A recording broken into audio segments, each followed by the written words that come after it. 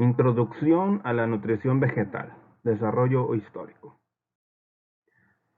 Las necesidades nutricionales de las plantas se pueden dividir en dos grandes grupos: nutrientes orgánicos y nutrientes inorgánicos. Los nutrientes llamados orgánicos representan entre el 90 y 95% del peso seco de la planta y están constituidos por los elementos carbono, hidrógeno y oxígeno, y son obtenidos a partir del dióxido de carbono de la atmósfera y del agua del suelo. Mientras que los nutrientes inorgánicos constituyen del 5 al 10% de la fracción mineral, en donde encontramos elementos como el nitrógeno, fósforo, potasio, calcio, magnesio, manganeso, entre otros, siendo estos obtenidos de la solución de agua del suelo. En tiempos pasados se creía que toda la materia que está constituida en el universo y específicamente en la Tierra estaba constituida de 4 elementos: agua, tierra, aire, fuego. Esos eran los antiguos elementos griegos. Actualmente sabemos que hay más de 100 tipos diferentes de elementos químicos, y de esos 92 son naturales, y de esos 92, algunos autores manejan que son 60 elementos los necesarios para la nutrición de una planta, aunque hay muchos autores que ya han llegado a la conclusión de que son al menos 17 elementos de la tabla periódica los esenciales para el desarrollo de la inmensa mayoría de las plantas conocidas. Y todo esto es importante porque el conocimiento de los nutrientes esenciales ha sido fundamental para el desarrollo de la agricultura, una técnica de producción de alimentos que los seres humanos han desarrollado desde hace más de 8000 años. Y esto ha sentado las bases de la civilización humana como la conocemos, pues fue lo que ha dividido la historia en prehistoria y en historia, o sea, el periodo donde no había historia escrita con el periodo donde podemos escribirla. Y es que la agricultura permitió al hombre separarse de la naturaleza y ya no depender tanto de moverse de un lugar a otro y encontrar su sustento con plantas y animales que encontraba en los bosques, selvas, matorrales o sabanas, sino que ahora podía producir su propio alimento y con ello dedicarse a otras actividades aparte de la alimenticia, ya que desarrolló todo lo que conocemos como las matemáticas, la medicina, las ciencias, la literatura, incluida la religión, etcétera. Si observamos el mapa, aquí veremos en verde algunas de las zonas en donde se desarrollaron las primeras sociedades agrícolas. Entre ellas destacan el creciente fértil en lo que es el Medio Oriente, o sea, países como partes de Turquía, Irak, Siria o Jordania, en donde los ríos permitieron el desarrollo de civilizaciones como las mesopotámicas, que desarrollaron técnicas de regadío en la producción de alimentos. También destacan las regiones como los del Yangtze y el río Amarillo en China, en donde se desarrollaron las primeras culturas chinas hace más de 8000 años. En América destacan las regiones de Mesoamérica, lo que es el centro-sur de México, y regiones que abarcan Belice, Guatemala, El Salvador, Honduras, Nicaragua y Costa Rica. En Sudamérica tenemos que también el desarrollo de la agricultura se dio en regiones como en los Andes, desde Colombia, Perú, Ecuador y partes de Chile. Y en Oceanía, pues tenemos evidencias del desarrollo de estas actividades en las regiones altas de la isla de Nueva Guinea. Otro hecho interesante con respecto al desarrollo de la agricultura es el trabajo que realizó el investigador ruso Nikolai Ivanovich Vavilov. Este botánico y genetista identificó los centros de origen de muchas plantas cultivadas.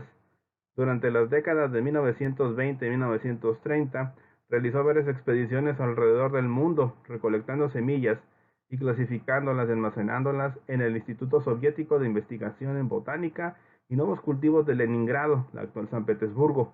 Esta institución actualmente lleva su nombre. Los centros de origen de las especies de cultivo son aquellas regiones en donde se inició su proceso de domesticación, selección y mejoramiento y en donde aún se encuentran parientes silvestres de dichas especies. En este mapa se ven indicados algunos de las regiones de origen de cultivos que actualmente consumimos. Por ejemplo, en Mesoamérica destaca el maíz, el tomate y el frijol, además de algunas variedades de algodón, donde se desarrollaron estas plantas. En regiones como Norteamérica y Sudamérica, tenemos que la fresa existía y existe todavía de formas silvestres. Cosa curiosa es que la fresa en Norteamérica tenía gran tamaño y en Sudamérica tenía el sabor, y cuando estas fueron cruzadas por los colonos europeos se logró la fresa que conocemos actualmente. También destaca en Sudamérica el origen de la papa en la región andina, sobre todo en Perú y Chile, siendo uno de los cultivos básicos y siendo introducido a Europa ya en el siglo XVI, aunque duraron algunos años para poder eh, ser introducido en la dieta de los europeos porque no consideraban muy digno y muy bueno para la salud de consumir una especie de tubérculo que crecía bajo tierra.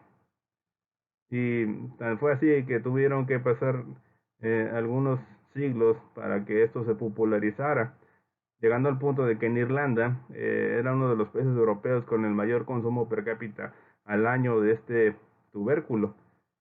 Pero eso mismo ocasionó que en 1845-1848, cuando fueron afectados los cultivos de papa en esas regiones por un hongo, Phytophthora, perdieran gran parte de las cosechas y mucha de la población muriera de hambre y por las consecuencias de la pérdida de las papas, ocasionando la inmigración de gran parte de la población de Irlanda al Nuevo Mundo, situación por la cual Irlanda aún no se recupera después de casi 200 años de haber ocurrido tal hecho. También destacamos el centro de origen de cultivos como la naranja en el sureste asiático, donde también salen muchos de los cítricos como los limones o las mandarinas. De ahí el nombre de los mandarines, porque estos funcionarios del antiguo imperio chino utilizaron una vestimenta de este color anaranjado, como una mandarina, mandarín. Y también vemos que cultivos como la caña de azúcar tiene su origen en Oceanía y de ahí fue importada a África por los europeos y llegó a nuestro continente. Y así destacamos algunos cultivos que tienen siglos cultivándose y que han sido mejorados y que todavía siguen consumiéndose y produciéndose en grandes extensiones de tierra. Otro hecho interesante es que desde la antigüedad se conoce el efecto benéfico de los elementos minerales como las cenizas de las plantas o la cal, o el efecto tóxico que productos como la sal pueden tener sobre los cultivos. Sí, este efecto tóxico era tan conocido que los romanos, por ejemplo, cuando terminaron sus guerras con Cartago por el dominio del mar Mediterráneo, destruyeron esta ciudad y regaron sus campos con sal para que no creciera nada en ellos después de la conquista. Y también en estas épocas pues se dieron cuenta muchos de estos primeros agricultores que el reincorporar al suelo los restos de la cosecha anterior permitía restablecer la fertilidad, y más si juntábamos estos desechos con los animales o los humanos o con los de la cocina. Estos son pues agricultores orgánicos en el sentido moderno como los conocemos actualmente, pero esto era por la necesidad misma que tenían en aquella época de buscar la manera de restablecer la fertilidad de los suelos.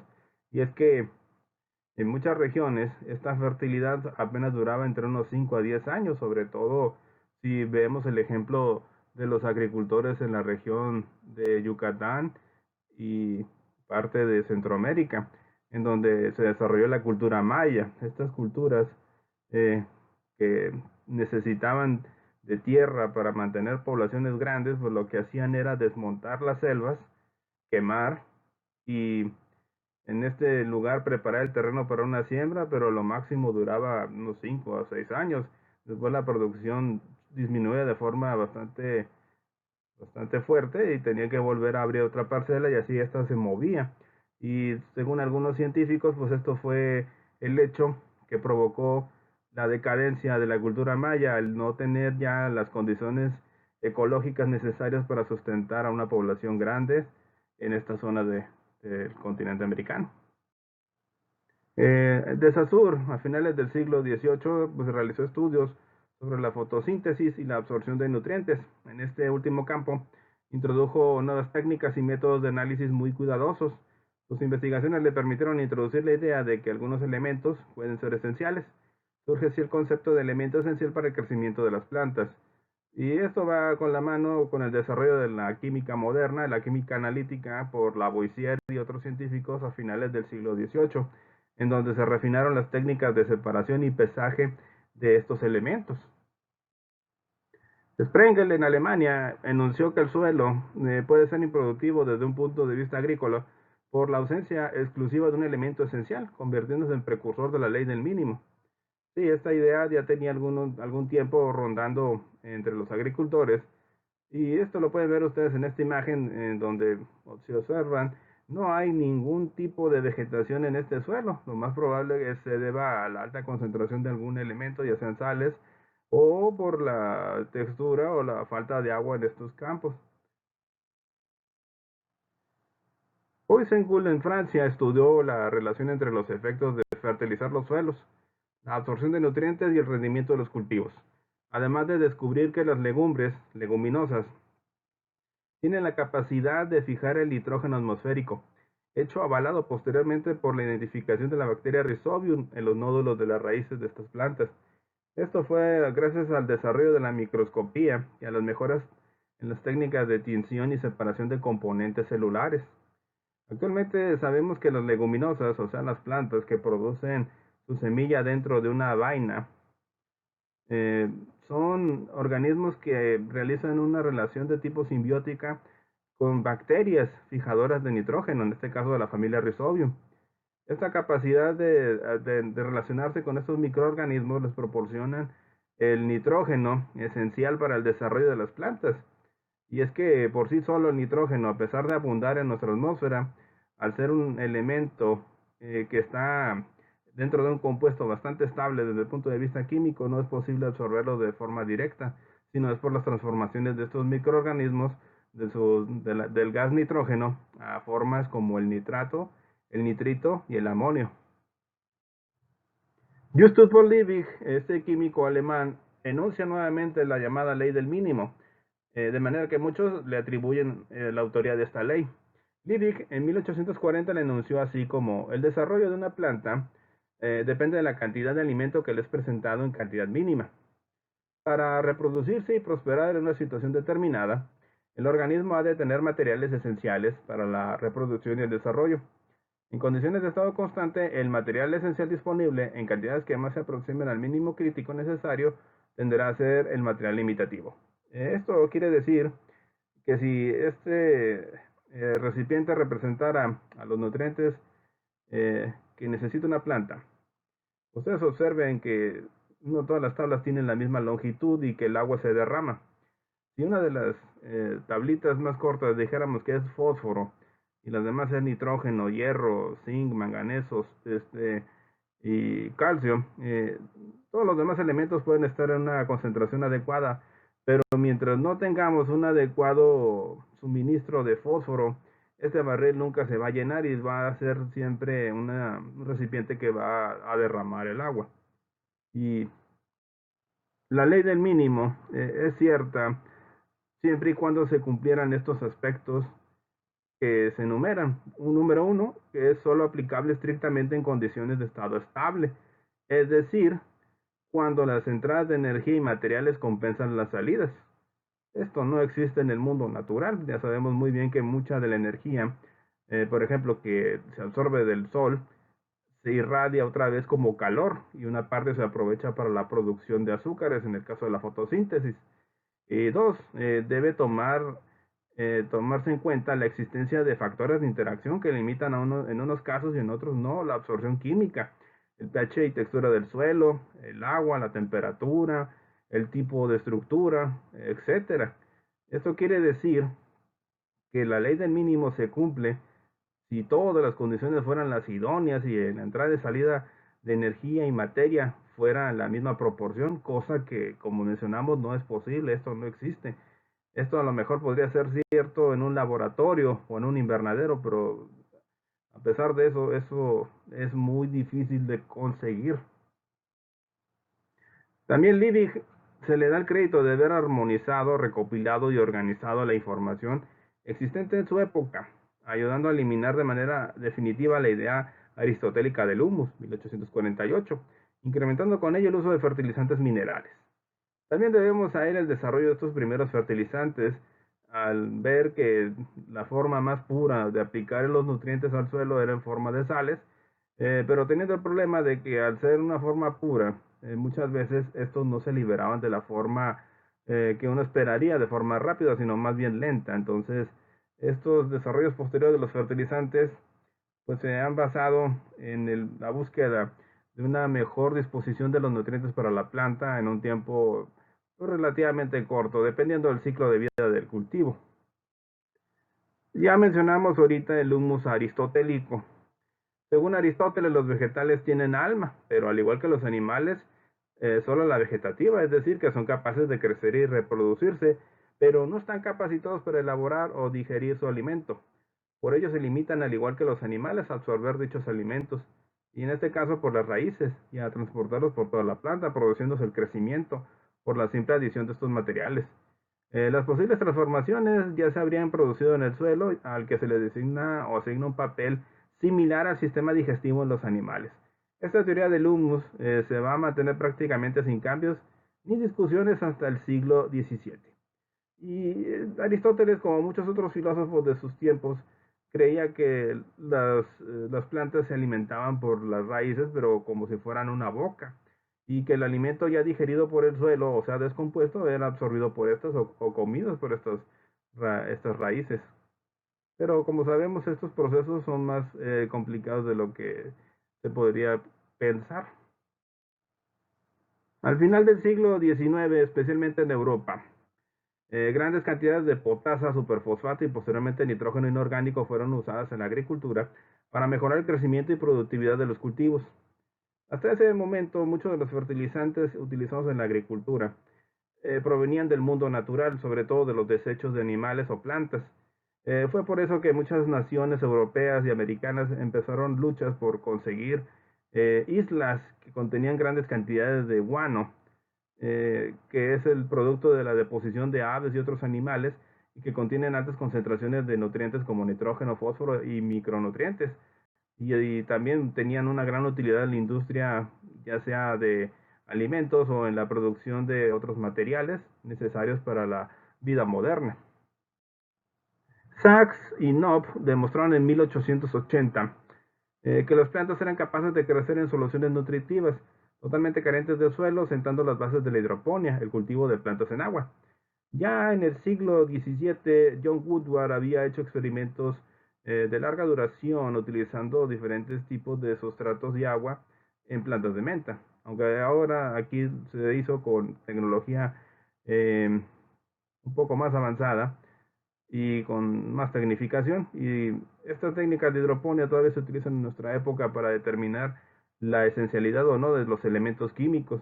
Y también nos permite producir alimentos en condiciones no ideales como de suelo o de agua o de espacio, lo que permite el desarrollo de cultivos en lugares como edificios, azoteas, lugares donde el suelo no funciona como algunos desiertos, islas, etcétera. Aquí en la imagen observamos es un cultivo de lechugas creciendo sobre una lámina de frigolit o hielo seco. Entonces, si son observadores, verán ustedes que las raíces están dentro de un tanque y este tanque está recubierto. Esto es para evitar la proliferación de las algas. Y es que esta agua está rica en nutrientes y si se contamina y tiene contacto con la luz, es muy probable que crezca la lama o las algas y esto provoca una competencia entre las plantas y estos organismos por los nutrientes que están disueltos. Durante décadas, los criterios para determinar la esencialidad de algún elemento químico en la nutrición de una planta pues fueron entre ellos la concentración, su ausencia o presencia de la planta en el suelo o en el agua. Pero no fue hasta mediados del siglo XX cuando se empezó a determinar de forma más sistemática y científica qué elementos eran los esenciales en la nutrición vegetal. El término elemento mineral esencial, que también puede llamar nutriente mineral, aunque más estrictamente un nutriente en la forma química del elemento mineral esencial, en que es disponible para la planta u organismo vegetal, fue propuesto por Daniel Arnold y Perry R. Stout en 1934.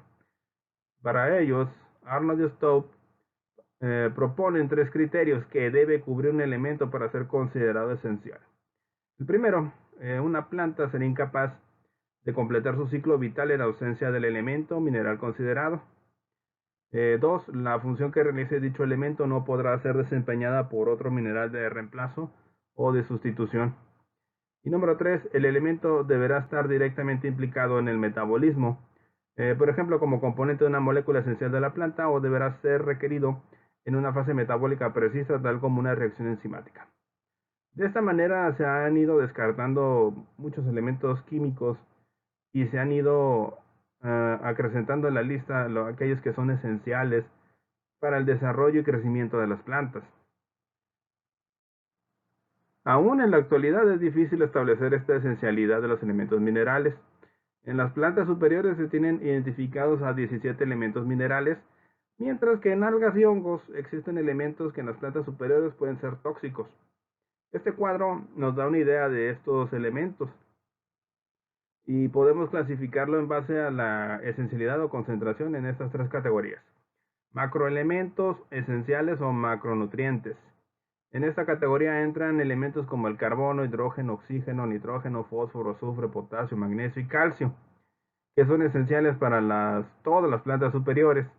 Pero si hablamos de algas y hongos, casi todos son esenciales excepto el calcio para los hongos. La segunda categoría, los microelementos esenciales o micronutrientes, serán aquellos requeridos por la planta en concentraciones muy bajas. Entre ellos están el hierro, manganeso, zinc, cobre, boro, molibdeno, cloro y níquel, que todas las plantas necesitan, todas las plantas superiores. Pero si vemos en algas y hongos, todos los nutrientes excepto el boro para los hongos y las algas, con la excepción de las diatomeas. Y siguiendo con los criterios de esencialidad, tenemos una categoría llamada de elementos beneficiosos. Van a ser aquellos elementos que funcionen más como un complemento que como una necesidad. Si estos no se encuentran en el cultivo o en la planta, pues la vida de ella puede continuar sin ningún problema. Pero si están presentes, les dan alguna protección extra, ya sea contra estrés biótico o abiótico. Es como el sodio, silicio, cobalto, yodo, vanadio, selenio, etcétera. Y son más o menos necesarios para todas las plantas superiores. Eso es lo que mencionábamos anteriormente. Y lo mismo sucede con algas y hongos. ¿Sí? También funcionan como accesorios. Si resumiéramos las funciones de estas sustancias minerales en los organismos vegetales, pues básicamente son elementos que forman estructuras esqueléticas o forman estructuras del cuerpo de la planta. Principalmente en ellos destacaríamos, por ejemplo, el carbono, el hidrógeno, oxígeno, calcio, magnesio, cobre. Estabilizar dispersiones coloidales, principalmente en forma de sales, como el caso del sodio, magnesio, potasio, calcio. Mantener el grado de salinidad en el medio interno, algo muy parecido a lo anterior. Constituir soluciones amortiguadoras o tampón, en el caso de los bicarbonatos, carbonatos y ácidos. O realizar acciones específicas, siendo su presencia necesaria para la actividad de ciertas proteínas, como el hierro en la hemoglobina o el magnesio en la clorofila, que en esta situación es esencial para la captura de los fotones de la luz, o sea, para capturar la energía luminosa en las plantas. En este gráfico, pues lo que vemos es que la nutrición vegetal tiene una gran relación en los fenómenos que mantienen con vida las plantas: la respiración, la fotosíntesis, la producción de metabolitos primarios, secundarios, y hasta a nivel de ecosistemas y niveles de organismo. Eso quiere decir que pues la existencia de todos los seres vivos inicia con la nutrición. ya sea animal o vegetal. Entonces, estos elementos son esenciales para la construcción y mantenimiento de los seres vivos. Y, en síntesis, la nutrición es un proceso universal de todos los seres vivos. Tiene como función la construcción de estructuras y la obtención de energía, estableciéndose un continuo intercambio de materiales entre organismo vivo y el medio. La nutrición vegetal, organismos autótrofos, es más compleja. Se caracteriza por la síntesis de materia orgánica a partir de sustancias inorgánicas, sencillas en presencia de la luz, la fotosíntesis. Esta materia orgánica es posteriormente utilizada por el organismo para obtener materia y energía. La nutrición es un complejo proceso celular.